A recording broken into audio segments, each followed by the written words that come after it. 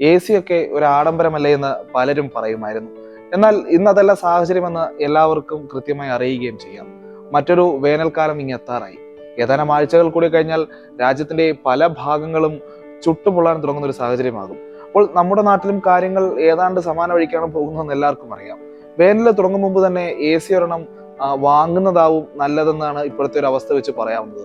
എന്നാൽ A C വാങ്ങുമ്പോൾ ഏതെങ്കിലും ഒന്ന് ചുമ്മാ അങ്ങ് വാങ്ങിയാൽ മതിയോ? ഇപ്പോൾ എയർ കണ്ടീഷണറുകൾ വാങ്ങുമ്പോൾ അതിന് ഓഫ്ലൈനിലാണെങ്കിലും ശരി, ഓൺലൈനിലാണെങ്കിലും ശരി, വാങ്ങാൻ പോകുന്നവർ അറിഞ്ഞിരിക്കേണ്ടതും ഉറപ്പുവരുത്തേണ്ടതുമായ ഏതാനും കാര്യങ്ങൾ നോക്കാം. ഞാൻ Prajith Mohanan. Welcome to Gizbot Malayalam. A C അല്ല, ഏത് ഉപകരണം വാങ്ങിയാലും ശ്രദ്ധ നൽകേണ്ട ആദ്യ കാര്യമാണ് ബജറ്റ്. നിങ്ങളുടെ സാമ്പത്തിക സ്ഥിതിയും ആവശ്യങ്ങളും ചുവടെ പറയുന്ന മറ്റു കാര്യങ്ങളും പരിഗണിച്ച് വേണം ബജറ്റ് നിശ്ചയിക്കാൻ. ഒരു എയർ കണ്ടീഷണറായി പരമാവധി എത്ര രൂപ മുടക്കാമെന്ന് തീരുമാനിച്ചു കഴിഞ്ഞാൽ എ സി സെലക്ഷൻ കുറച്ചുകൂടി എളുപ്പമായി മാറും. നിങ്ങൾ എ സി വയ്ക്കാൻ ഉദ്ദേശിക്കുന്ന മുറിയുടെ വലിപ്പവും താമസിക്കുന്ന ഫ്ലോറും പ്രധാനപ്പെട്ട കാര്യങ്ങളാണ്. സാധാരണഗതിയിൽ എ സി കപ്പാസിറ്റി മുറിയുടെ വലിപ്പത്തിന് ആനുപാതികമായിരിക്കണം. ഒരു 100 മുതൽ 120 സ്ക്വയർ ഫീറ്റ് വലിപ്പമുള്ള ഒരു ചെറിയ മുറിയാണെങ്കിൽ 1 ടൺ കപ്പാസിറ്റിയുള്ള എ സി മതിയാകും.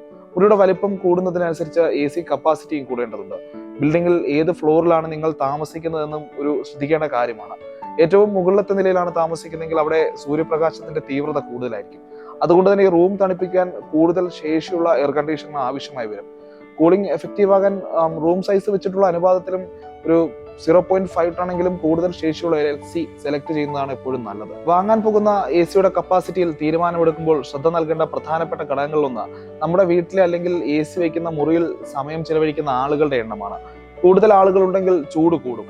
അതിനാൽ തന്നെ ശേഷി കൂടിയ എ സി യൂണിറ്റും ആവശ്യമായി വരും. സ്പ്ലിറ്റ് എ സി വേണോ, വിൻഡോ എ സി വേണോ എന്ന ചോദ്യത്തിനുള്ള ഉത്തരം നിങ്ങളുടെ ആവശ്യവും മുറിയിലെ സാഹചര്യവും അനുസരിച്ച് തീരുമാനിക്കണമെന്നാണ്. സ്പ്ലിറ്റ് എ സിയും വിൻഡോ എ സിയും ഒരുപോലെ ഫലപ്രദമാണെന്ന് പറയാൻ കഴിയും. പക്ഷേ വിൻഡോ എ സികൾ സ്പ്ലിറ്റ് എ സികളെ അപേക്ഷിച്ച് കുറഞ്ഞ വിലയിൽ നമുക്ക് വാങ്ങാൻ കിട്ടും.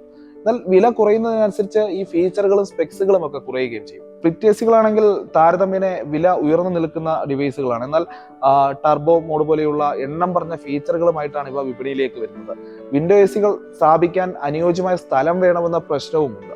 എ സികളിൽ ഉപയോഗിച്ചിരിക്കുന്ന കോയിലുകൾക്ക് നാം പരിഗണന നൽകണം. അലൂമിനിയം കോയിൽ ഉപയോഗിക്കുന്ന എ സികളെ അപേക്ഷിച്ച് കോപ്പർ കോയിൽ എ സികളാണെങ്കിൽ കൂടുതൽ കാര്യക്ഷമത പുലർത്തുന്നുണ്ട്. മെയിൻ്റനൻസ് കുറവാണെന്നതും കൂടുതൽ കാലം ഈട് നിൽക്കുമെന്നതെല്ലാം ഈ കോപ്പർ കോയിൽ എ സികളുടെ സവിശേഷതയാണ്. എ സികൾ ഇന്ന് വിവിധ പ്രൈസ് റേഞ്ചുകളിൽ നമുക്ക് വാങ്ങിക്കാൻ കഴിയും. എന്നാൽ ഏറ്റവും വില കുറഞ്ഞ എ സികളുടെ പിന്നാലെ പോകുന്നത് ദീർഘകാല അടിസ്ഥാനത്തിൽ ദോഷം ചെയ്യുമെന്നത് മറക്കാൻ കഴിയില്ല. പ്രത്യേകിച്ചും ഈ എനർജി റേറ്റിംഗ് സ്റ്റാറുകൾ കുറഞ്ഞവയുടെ കാര്യത്തിൽ.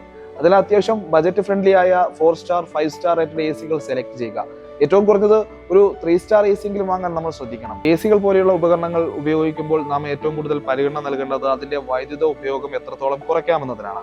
ഇതിന് ഏറ്റവും നല്ല ചോയ്സുകളാണ് ഇൻവെർട്ടർ എ സികൾ. ഇൻവെർട്ടർ എ സികൾ ഉപയോഗിക്കുന്നതാണ് ഈ വേനൽ പോലെയുള്ള സമയങ്ങളിൽ ഏറ്റവും അനുയോജ്യമായ കാര്യം. ഒരുപക്ഷെ ഈ ഇൻവെർട്ടർ ഇല്ലാത്ത എ സികൾ നിങ്ങൾ വാങ്ങിക്കുകയാണെങ്കിൽ അത് കൃത്യമായും മണ്ടത്തരമാണെന്ന് തന്നെ പറയേണ്ടി വരും. കാരണം വൈദ്യുതി ചാർജ് നിരക്കുകൾ കൂടി നിൽക്കുന്ന ഇക്കാലത്ത് അത്തരം ഇൻവെർട്ടറുകൾ ഇല്ലാത്ത എ സികൾ ഉയർന്ന നിരക്കുകളിൽ നിങ്ങൾ വൈദ്യുത ബില്ലിനായി അടയ്ക്കേണ്ടി വരുന്ന ഒരു സാഹചര്യം ഉണ്ടാകും. ഈ വീഡിയോ ഇഷ്ടമായെങ്കിൽ ലൈക്ക് ചെയ്യുക, ഷെയർ ചെയ്യുക, സബ്സ്ക്രൈബ് ചെയ്യുക.